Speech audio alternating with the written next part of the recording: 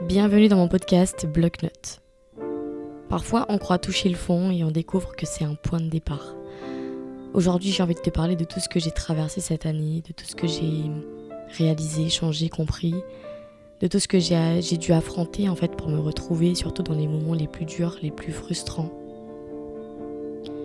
Et on va commencer par la séparation, le choix qui a vraiment tout basculé. La séparation, ça a vraiment été un choix difficile, mais c'est celui qui a clairement transformé ma vie. Pas dans le mauvais sens, au contraire. C'est grâce à ça que j'ai compris que j'avais besoin de vivre cette rupture pour me comprendre en fait. J'ai réalisé que j'étais une éponge, quelqu'un qui s'adaptait trop à l'autre, quelqu'un qui parlait mais n'agissait pas, quelqu'un qui écoutait tout le monde, sauf elle-même. Et dans une relation, on est deux à mal faire, deux à se chercher, deux à avoir sa propre vision du couple, de la famille, de l'amour. Et c'est déjà beaucoup à gérer, beaucoup à comprendre, mais je trouve quand même que ce qui unit un couple, normalement, c'est la communication, la compréhension, la bienveillance envers l'autre, mais surtout envers soi. Et parfois, c'est justement ce qui manque, l'empathie, la communication, la compréhension. Ce que moi j'appelle en fait le manque d'effort. Je ne vais pas rentrer dans les détails, je respecte la personne avec qui j'étais. On a vécu des choses, on a grandi ensemble et j'espère qu'on a chacun compris ce qu'on devait apprendre pour l'avenir. Il y a des relations faites pour durer et d'autres faites pour apprendre. En tout cas, la nôtre, elle m'a appris beaucoup. C'était difficile, parfois moche, mais révélateur. Après, il y a eu les attentes des autres. Les gens qui te rappellent vite, c'est le père de tes enfants quand même, etc. Alors oui, c'est vrai, on a un lien définitif, un lien qui ne se brisera jamais, mais un lien qui peut évoluer, s'adapter à nos vies futures.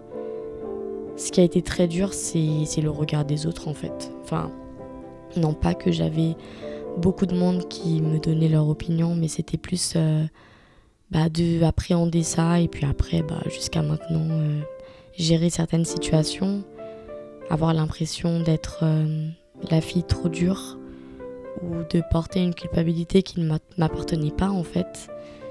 Et c'est vrai, on s'attend toujours à ce qu'un couple avec enfants reste ensemble, qu'on avance côte à côte, qu'on soit stable, parfait. Jamais on ne s'attend à une séparation. Jamais on imagine des enfants sans père ou sans mère à plein temps.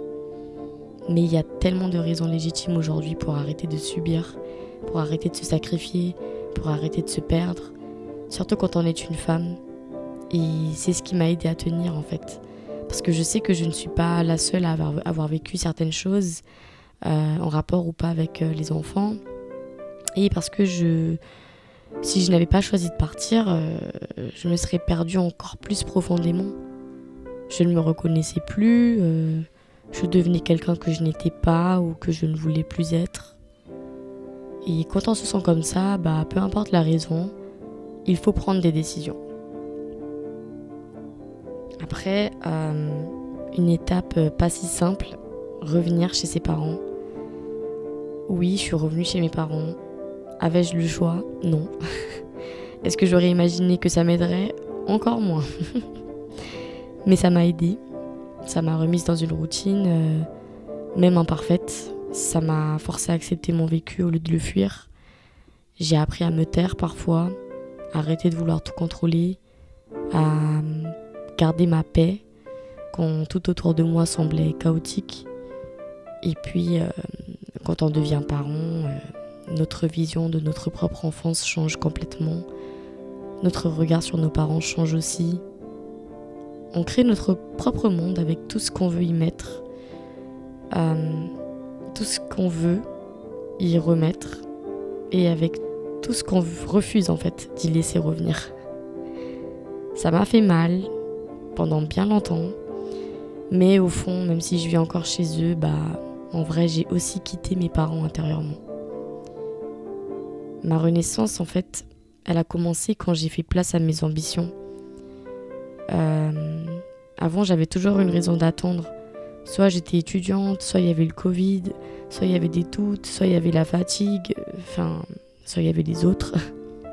Mais aujourd'hui, je ne doute plus. J'ai repris le contact avec mon ambition, avec mon enfant intérieur, celui qui rêvait grand avant que la vie lui demande de s'adapter à tout le monde. Je n'avais jamais eu le temps de développer ça. Je me contentais de m'ajuster aux autres, même à mes parents. Et ça prend du temps de s'en rendre compte, mais voilà. 2025 a été l'année de la redécouverte. L'année où j'ai rencontré celle que j'appelle ma nouvelle personnalité. Je pense que je suis une femme qui s'affirme, une femme qui ne s'adapte plus à tout le monde, une femme qui avance aussi, une femme qui n'a peur que d'une seule chose, se trahir elle-même, m'éloigner de ma fidélité à moi-même, une mère qui continue à se poser des questions sans honte, qui veut s'améliorer mais plus se sacrifier. Aujourd'hui, je ne suis plus celle d'avant. C'est fini en fait, et tant mieux. Et toi, est-ce que tu as déjà vécu ce genre de renaissance? Et qu'est-ce qu'il te manque pour t'autoriser à devenir toi? Qu'est-ce que tu as dû laisser derrière toi? Quitter ou qu'est-ce que tu as enfin compris pour accepter ta nouvelle personnalité à toi? Gros bisous.